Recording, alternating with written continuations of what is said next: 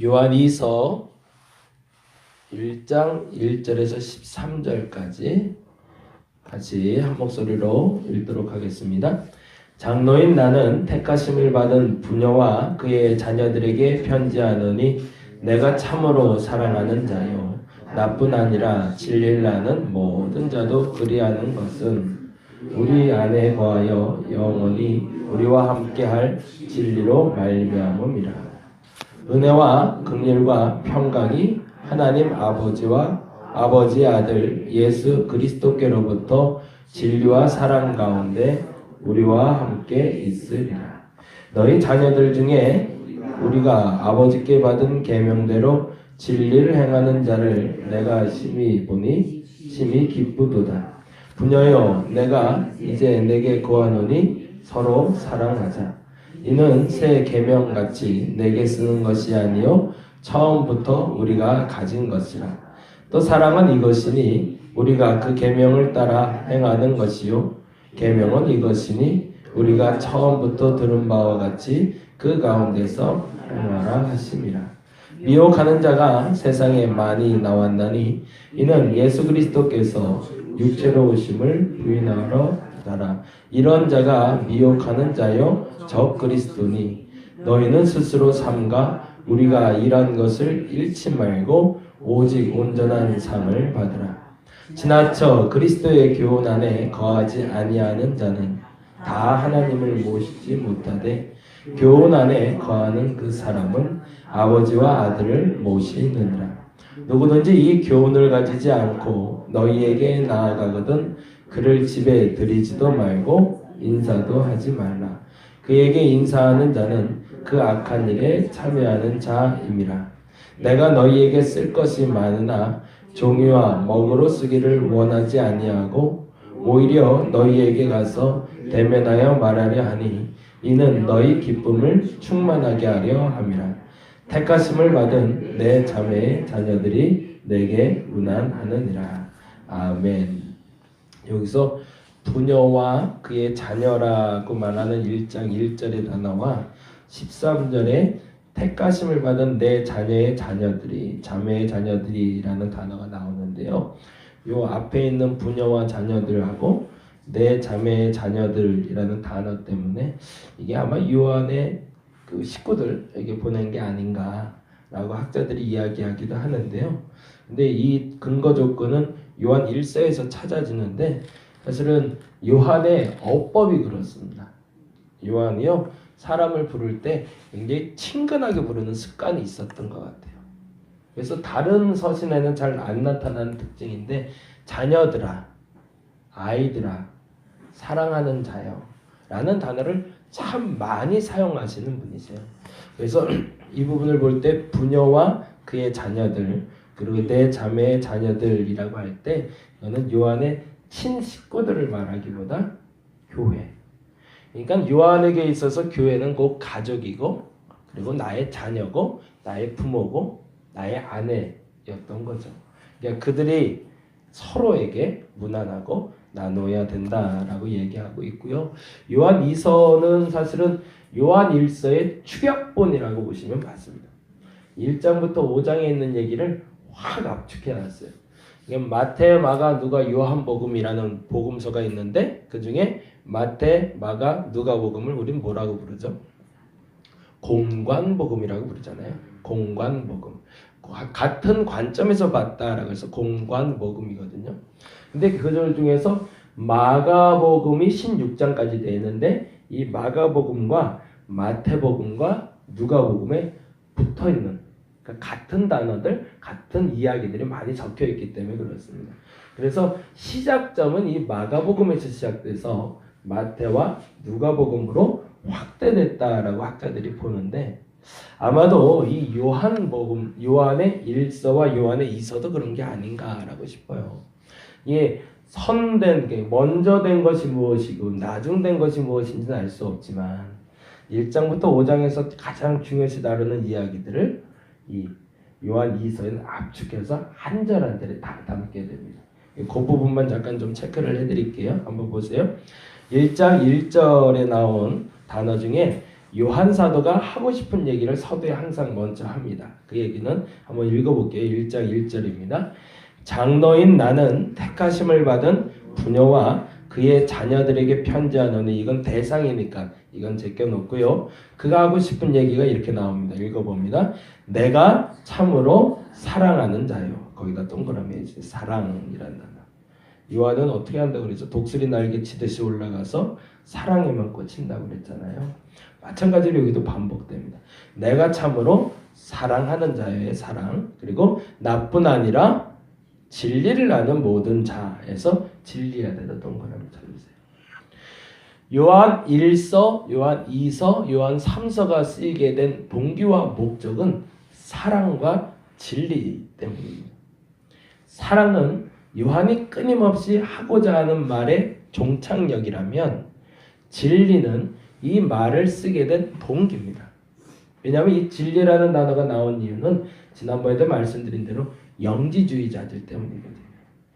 내게 지식이 있다라고 착각하는 사람들이 그 지식 때문에 쾌락주의나 금욕주의로 빠져서 하나님 아닌 또 다른 것을 섬기게 되는 것에 대해서 안타까운 마음에서 글을 썼기 때문에 이 진리라는 단어가 계속 반복해서 나옵니다. 그래서 요한 2서를 보실 때도 이 사랑이라는 단어와 진리라는 단어를 동그라미 치셔서 보시면 전체를 읽어가는데 큰 도움이 돼요.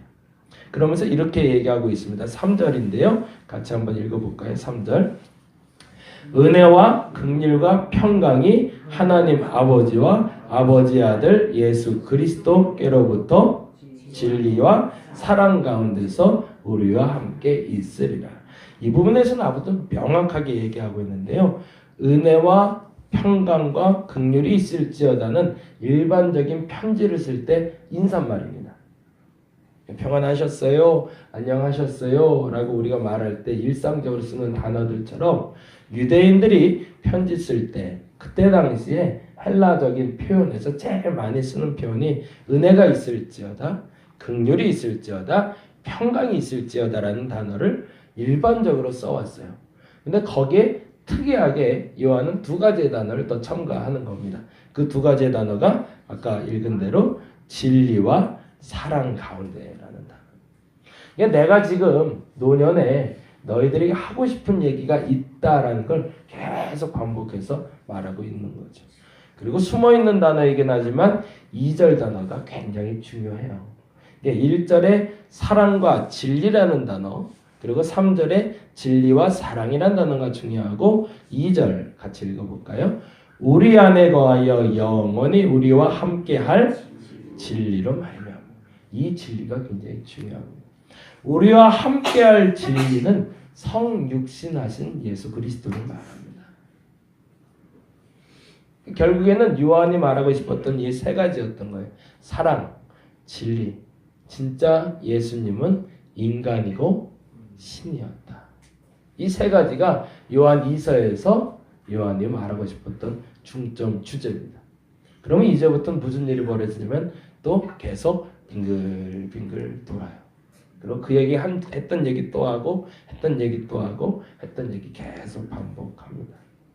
그런데 중요한 것은 제가 계속 말씀드리고 싶은 건데 사실은 2절과 연결된 건 7절이고요. 2절, 7절 말씀 한번 먼저 보고 중요한 얘기 다시 한번 할게요.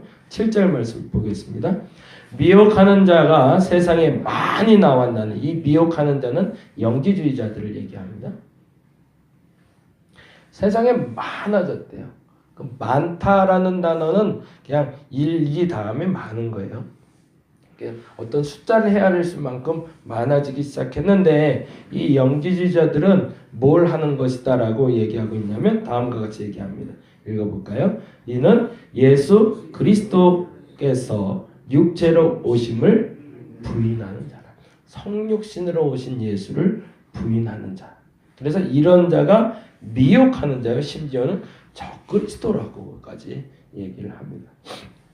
그럼 이쯤에서 우리가 한 가지를 더 짚어보고 다음으로 가야 되는데 여러분이 믿는 예수는 어떤 분인가 점검해 보시기 바랍니다.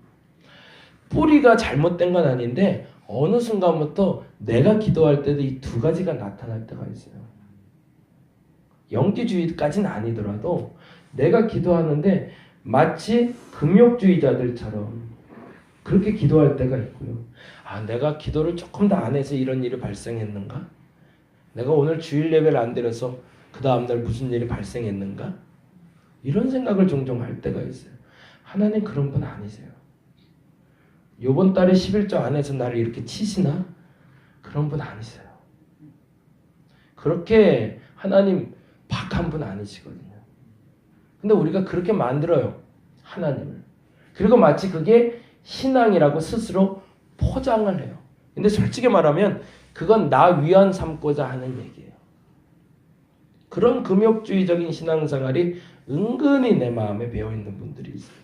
또 하나는 아예 반대급부로 아예 좀 이것도 또 빗나간 거지만 아예 뭐 매주 예배 드리는 건데 한 번쯤 예배 안 드릴 수 있지 뭐. 오늘 한번 잠깐 빠졌다가 뭐 큰일 나겠어. 그러니까 이 선이 참 예민한 거죠. 이 선이.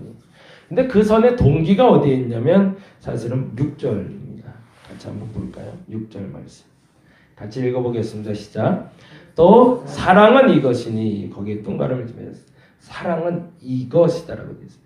명확하게 요한이 알고 있는. 이거 지금 계속 일주일 내내 반복하는 말이라 죄송하긴 하지만 여러분이 기억하셨으면 좋겠습니다. 사랑은 이것이랍니다. 같이 읽어볼까요? 우리가 그 계명을 따라 행하는 것이요 계명은 이것이니 너희가 처음부터 들은 바와 같이 그 가운데서 행하라 하시니라. 그러면 사랑은 뭐고 계명은 뭘까요? 지난번에 말씀드린 대로 사랑은 일방통행이라는 겁니다. 사도 요한이 우리에게 얘기하고 싶은 건 사랑을 받은 만큼 그 사람에게 사랑을 받으려고 애쓰는 것이 아니라 내가 사랑을 받았으면 그건 동기로 맞춰져야지 그 동기가 목적과 결과까지 되어서는 안 된다는 거예요. 부부가 사랑을 할 때 어제도 어떤 분하고 얘기하다가 좀 안타까운 얘기를 들었는데 강화에서 목회하시는 목사님한테 어느 장로님 네 분이 찾아오셨대요. 근데 속상해서 오신 거예요. 다른 교회 한 100여 명 모이는 교회인데 한 3개월 전에 큰 사고가 나서 장로님 네 분이 병원에 입원하셨었나 봐요. 그래갖고 교회를 못 나간 거죠. 말 그대로 아파서 어떻게 나가요? 못 나가고 있는데 3개월 동안 목사님이 연락도 없고 교회에서 찾아오는 사람도 없고 뭐 조그만 교회니까 그러려니 그리고 난 또 장로인데 뭐 아이 무슨 신방으로 오셔 그러고 있다가 이제 몸이 좀 이제 괜찮아지니까 그래도 신앙이 있고 하니까 목사님께 찾아갔나 봐요. 목사님 죄송합니다. 한 2, 3개월 예배를 못 드렸는데 여차저차해서 아파서 누워 있었습니다. 그리고 얘기했더니 그냥 이제 남의 얘기니까 그냥 그렇게 듣고 넘기세요. 너무 속상해하시지 말고 너무 그러지 마시고. 근데 목사님이 그러시더래요. 어디가 얼마나 아팠는지 어디 입원했는지 이런 걸 좀 물어봐요. 정상인데 참 남의 얘기지만 목사 얘기라 죄송한데 3개월 동안 밀린 11조는 어떻게 할 건지 물어보시더래요. 그래서 더 이상 얘기가 안 되더래요. 그래서 이 목사님을 찾아오신 거예요. 다른 교회 목사님한테 가서 속상하니까 이건 어떻게 해야 되냐고. 내가 지금 앞으로도 어떻게 해야 될지 모르겠고 그래서 그분이 그런 얘기를 했대요. 이제 또 같은 교회인지라 쉽게 말할 수는 없지만 황혼이혼이라는 걸 하지 않아요? 장로님 그렇게 얘기를 했대요. 그렇게 그냥 억지로라도 살려고 하다가 왜 말년에 헤어지게 될까요? 결국에는 둘이 지금은 불행하니 어찌 보면 또 다른 행복을 찾는 결별이 아닐까. 근데 그때까지 얼마나 많은 고민들을 할까. 어찌 보면 그 목사님과 장로님과의 관계라고 할 수도 있지만 교회와 장로님과의 관계가 될 수도 있겠다. 그래서 두 가지를 생각했으면 좋겠다. 첫째는 장로님이 도저히 이제 목사님하고 힘들겠다 싶으면 결별해야 되지 않겠냐. 그거를 하라 말하는 말하지 못하겠지만 장로님이 선택할 때 그게 불행한 일이면 그래도 갈라서야 되는 거고, 그래도 갈라서는 게 서로 행복하다라고 결단이 된다면 안타깝지만 헤어지는 게 맞지 않겠냐.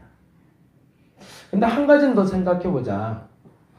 부부가 갈라서려고 하다가도 계속 연결하는 끈이 하나 있지 않냐. 그게 뭐죠? 그 자녀들이잖아요. 그 눈에 밟히는 자녀들 때문에 결국에 또 다시 살 수밖에 없는 것처럼.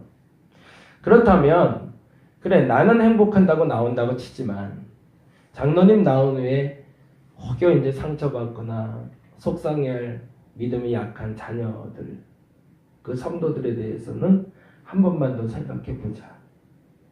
그래도 장로니까 그들 생각해서라도 참을 수 있다라고 여겨진다면 참아보자. 근데 그도 아니라면 자식 데리고 나가야지 어떡하겠냐. 근데 그 얘기를 듣는데 한 가지 참 감사한 게 하나가 떠올랐는데, 그게 뭐냐면요, 이제 부부 얘기로 예화를 들어주시니까 제가 그 얘기가 이해가 되면서 한 가지가, 저는 문득 그래서 그 생각을 했어요. 원래 교회라는 것이 다 그런 건 아니지만 교회가 서로 서운해서 갈라질 때는 갈라지면서 이 교회도 가보고 저 교회도 가보고 그러잖아요. 그러다가 이제 속상하니까 어느 교회에서 은혜 받으면 나 저 교회 가야겠다 이렇게 생각하는 경우도 종종 있으니까, 그래서 그렇게 혹시 알아본 교회가 있나 라고 그 장로님이, 그래서 그 목사님한테 한번 여쭤봤어요. 근데 그런 건 없다라고 얘기를 하시더라고요. 근데 그게 부부관계랑 이렇게 오버랩이 됐어요. 그래서 거꾸로 말하자면 딴 남자가 좋아서 나가는 게 아니고 이 남자한테 속상해서 나가는 이혼인 거죠. 그렇게 됐을 때 오히려 건전할 수 있겠다 라는 생각이 들더라고요. 근데 마지막으로 하나 더 하고 싶었던 얘기를, 그 목사님과의 대화 가운데는 어차피 제3자의 대화이기 때문에 얘기는 못했지만 한 가지는 그거였습니다. 사랑은 동기는 낼 수 있지만 결과가 되어서는 안 된다는 겁니다. 그건 무슨 말이냐면, 저도 작은 교회지만 참 사랑을 많이 받거든요. 근데 사랑을 받는 그 대상이 나를 사랑해 줬기 때문에 내가 사랑을 베풀 힘이 생기는 건데, 그렇다고 해서 내가 그 사람에게만 사랑하는 것은 사랑이 아니라는 겁니다. 우리 윤 권사님이 오늘도 호박죽 갖다 주셨는데 작은 사랑처럼 보이지만 제겐 너무 큰 사랑이거든요. 근데 이 사랑을 받았을 때 내가 호박죽 얻어먹었으니까 오늘 밤새 또 호박죽 끓여서 윤 권사님한테 드리는 것도 사랑이 맞죠. 근데 죄송해요. 제가 윤 권사님 얘기해 죄송한데, 제가 그거 맛있게 먹고 아니면 누군가가 나눠 먹고 잘 먹었습니다라고 말하는 게 더 사랑의 표현이 아닌가라는 싶은 거죠. 내가 받은 만큼 준다는 것은 내가 받은 것으로 그 누군가와 행복하게 할 수 있는 것이 사랑의 표현이라는 거예요. 근데 교회가 왜 상처받냐면, 내가 이 사랑 받았으니까 내가 그 사람에게 그 사랑을 줘야 된다는 의무가 생기는 거고요. 그리고 나도 그 사람을 그렇게 사랑했으니까 너도 나를 그렇게 사랑해야 된다고 생각하기 때문에 상처가 시작되는 겁니다. 왜요? 사랑은 일방적인 거니까. 그래서 요한사도는 우리에게 그렇게 얘기해요. 너희가 예수 그리스도에게 사랑을 받았으니 그 사랑을 형제들에게 베풀라라고 얘기를 합니다. 저와 여러분이 그렇게 되시기를 간절히 바랍니다. 손주 나셨대요. 축하드려요. 아들 하나 딸이래요. 얼마나 부러운지 몰라요. 저희는 아들만 둘이라 딸 있는 집안이 세상 부러운데, 그날 출산하셨고 이제 그래서 건강하게 아이 이제 키우셔야 되는데, 내리사랑이라고 그러잖아요.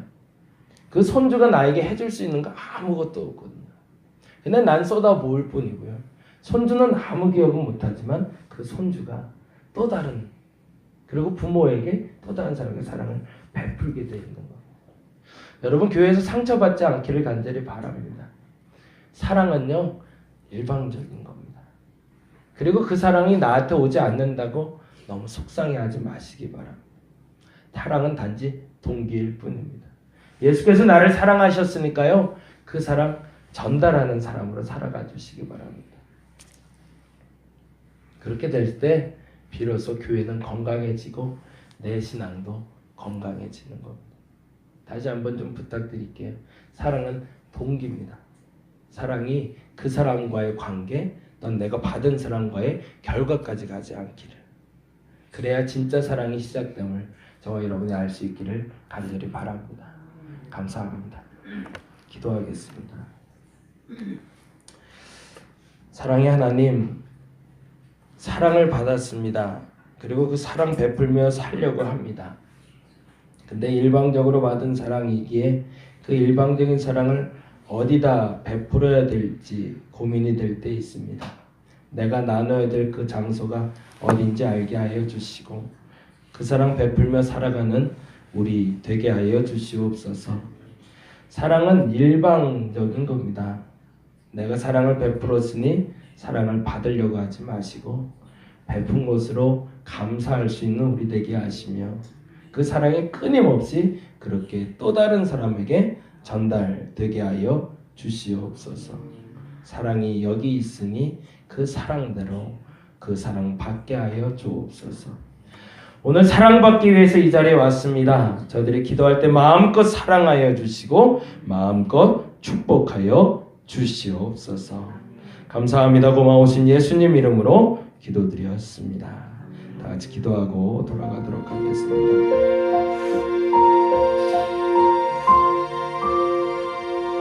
하나님 감사합니다. 오늘 이 시간 기도하게 하여 주옵시고 저들의 기도의 문이 열리게 하여 주시옵소서. 하나님 역사하여 주시길 원합니다. 하나님 동행하여 주시옵소서.